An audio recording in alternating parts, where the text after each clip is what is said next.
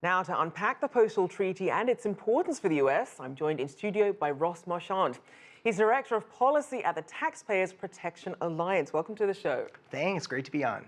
So, obviously, this isn't really an area of the UN that a lot of people talk about. So, what were the most important issues that came up in this meeting?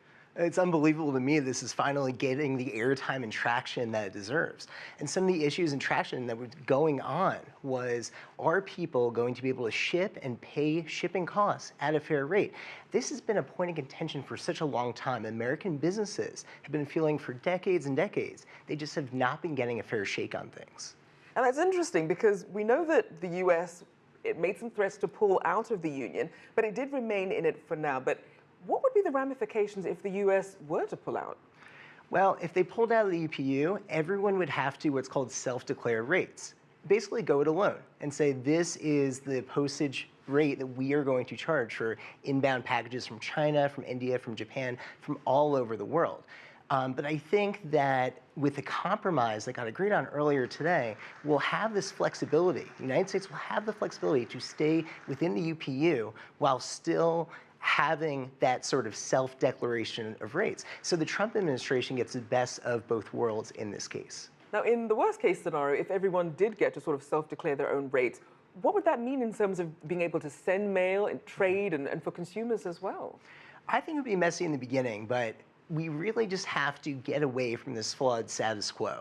And the status quo where we have sort of like a one-size-fits-all solution where a lot of American businesses, I was talking the other day to a representative from Mighty Mug, and this organization, this small business operating out of New Jersey, I mean, they cannot compete with small sort of fly-by knockoff operations that basically have very, very much subsidized shipping costs from all around the world. So I think it's important to rectify that and make sure that we have a sort of a fair, even, level playing field where everyone can self-declare their rates. Now, in terms of competition, obviously you have sort of the public services, but then you also have private companies like FedEx, DHL, and now you have e-commerce companies like Amazon bringing their own shipping methods into this.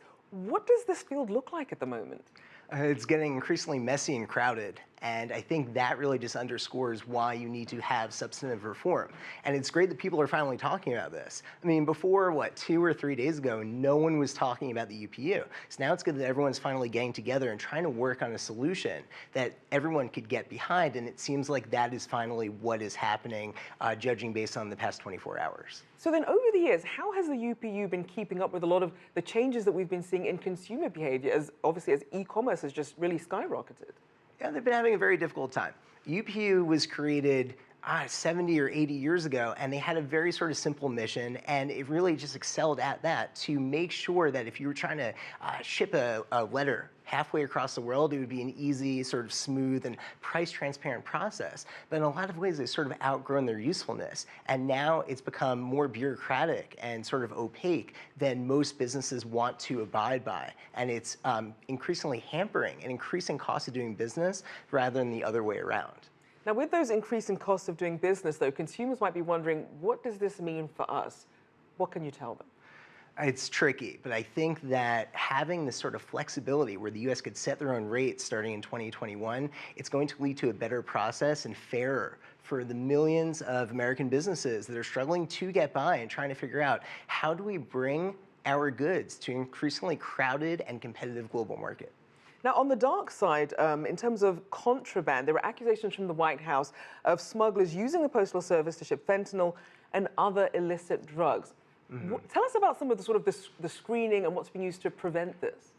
Right. Well, when the US and China met to discuss the issue in December, it seemed like China said, okay, we're going to do our part and make sure that packages containing fentanyl are not making their way to the United States. It's kind of hard to verify. That may go one way or another. But the thing that American policymakers could do to make sure that USPS does right by their customers and are not contributing to the tens of thousands of American deaths per year is to make sure that they comprehensively screen packages. And unfortunately, USPS is neglecting that fundamental responsibility. And I think it's important for policymakers, lawmakers in particular, to hold them accountable.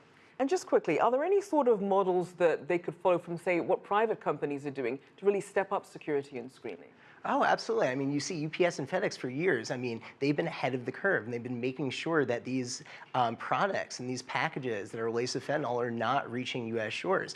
And USPS can leverage cost savings to invest in technologies to more comprehensively screen these packages. But it's going to take a lot of will and dedication from an agency that's hemorrhaging cash and lacking leadership.